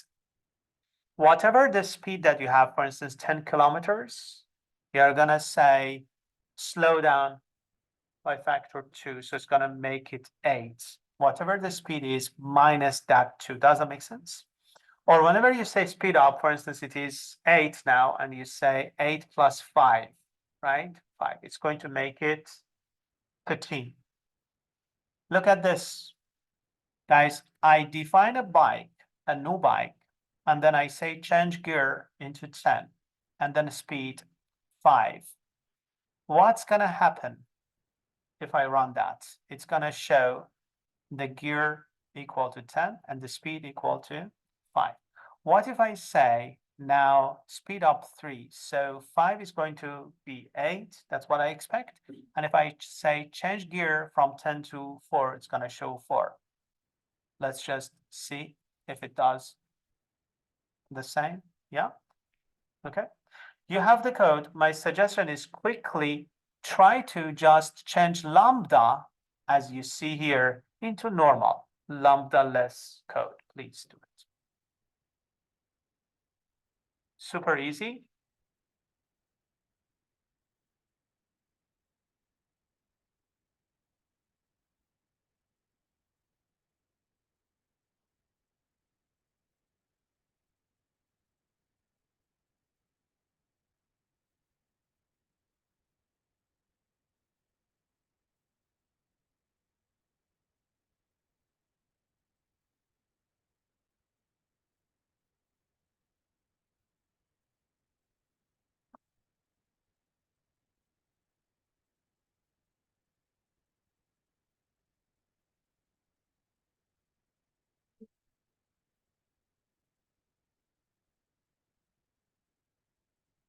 Okay, awesome.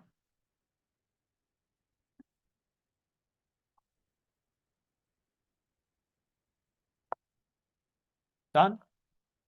Okay, great. Look at this one, guys. The code is in here, just for us, very simple. You just open, close curly braces and say gear equal to I, that kind of thing, right? The next example, look at this. We have I employee, right? We have I employee. And then in the I employee, I have name and I have counter. And let's go through the code. So employee is derived from, you have the code. So employee is derived from I employee interface.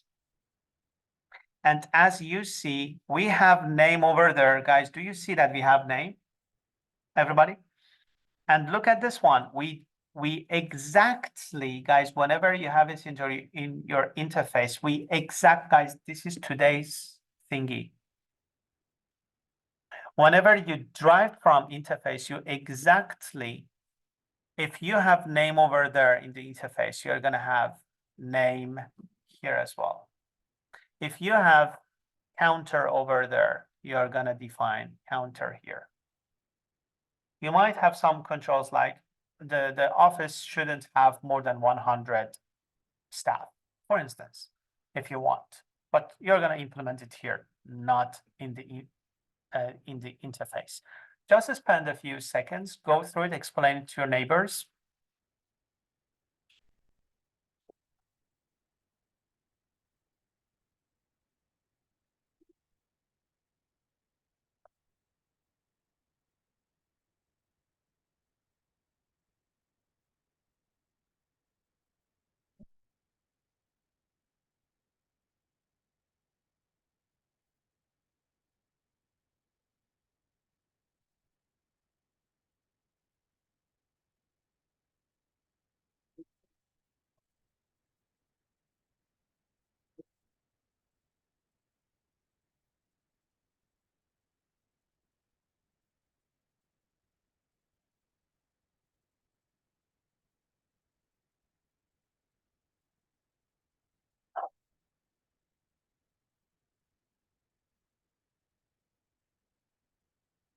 Okay, done. Just 2-3 minutes. We are gonna finish. Please allow me to explain quickly. And for this one, wherever I explain it here, I'm gonna just show you if there is any difference in the implementation. Actually, I tried to make it a little bit nicer in the second lambda less implementation. So in the first one, we have lambda. In the second one, we have lambda less implementation, like old fashioned. So what do we have here? The best is to type it like that, string name, setter getter kind of thing, auto implement. Then we say int counter just get without any set. Why? Because we are going to have, as you see, we say public static.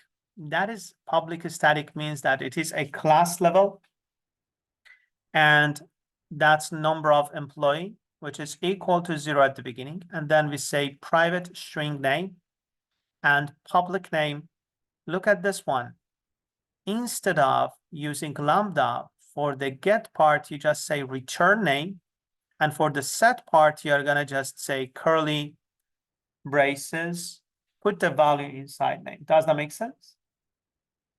And then we have counter, and we just here we say get return counter.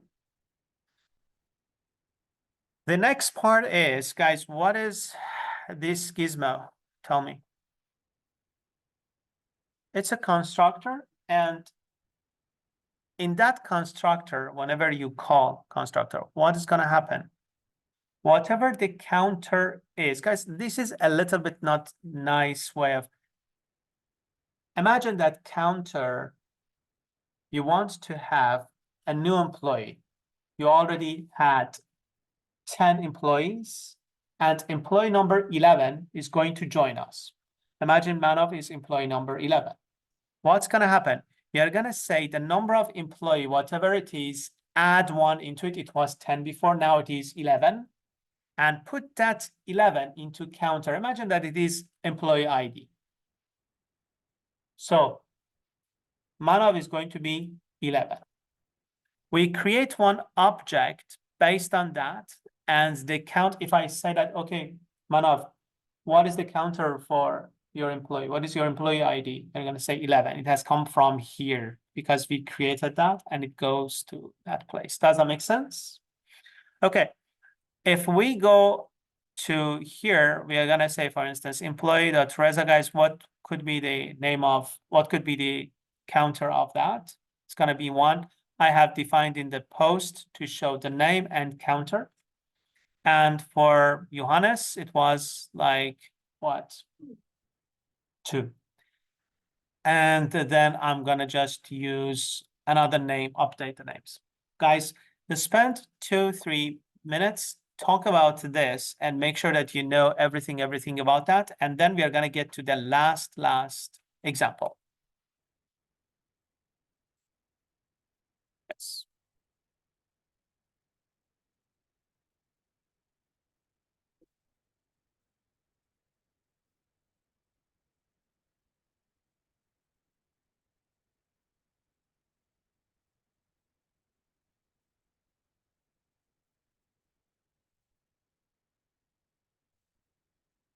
Santiago, is the spelling correct? Yes.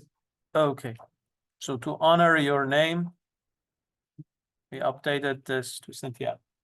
Okay. Okay, next one, I'm gonna just say Irene. I thought that you're complaining that why he's not using our names.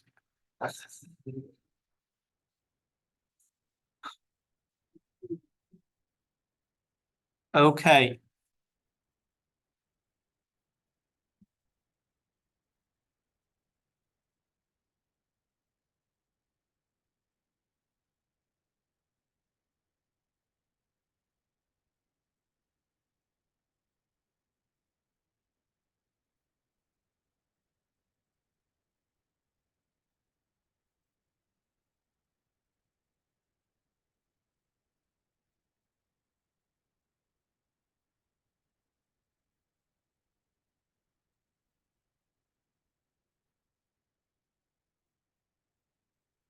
Okay, guys, how is everything about interfaces? Let me simplify it once again. Interfaces are nothing but like classes. The only difference, not the problem, is in interfaces, if you define any method, you're not going to implement it. You're going to just say open, close, parentheses at the end, and just semicolon. There's no implementation. And if you have properties over there, you're going to use the same properties. Look at this one, please, everybody. We have Gaurav, sorry. Look at this one. I say interface IFU1, IFU2, and in IFU1, I say void bar, and in IFU2, I say void bar 2. The beautiful thing in IF is in IFU3, which is derived from 2 interfaces, IFU1 and IFU2. Amika, the beautiful thing is in here, when you say I only have bar 3 here, and you want to implement something like a class based on IFU3, technically IFU3 by itself has come from where? 1 and 2. So you access bar 2, bar 3, all of them.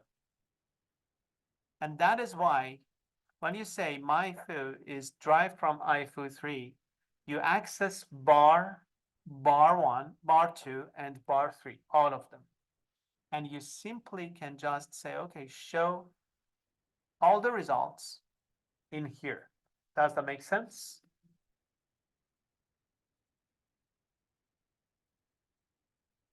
It's like buy 1, get 3. Okay, just spend a few seconds, go through the concept.